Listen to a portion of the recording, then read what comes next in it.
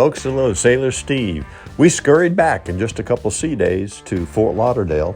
And as mentioned in my last video, today's a big day for me because I'm changing ships in this journey of living at sea from the Zaandam to Holland America's newer ship, Nieuw-Statendam. The Nieuw-Statendam actually is about twice the size of the Zaandam. It's twice as many passengers, I know that. It may not be twice the size, but it's close to it. There's a lot of new venues and several new restaurants that have been incorporated into the design of the new ships that Holland America launched. And so I'm quite excited.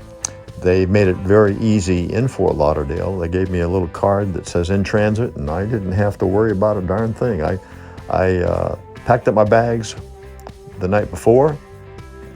The crew came and took everything off the ship and transferred it to the new ship while I got off, and had lunch with some friends from Miami who joined me at a local restaurant here in Fort Lauderdale.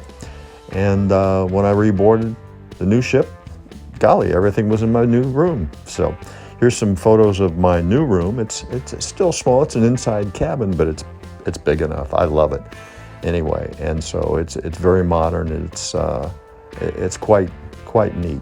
So I hope you'll enjoy following Sailor Steve as we depart again now on a bigger ship back into the Caribbean for a couple of months before we go back to Europe. It's going to be quite exciting though, because with all of the new venues on the ship, I hope I'll be able to create some more exciting videos for you to look at and subscribe to, and continue to watch Sailor Steve as he's living at sea. We're departing Fort Lauderdale and we're headed back to the Caribbean, this time to Half Moon Cay, and after that, after a couple sea days, we'll be in Aruba and Curaçao in the southern Caribbean.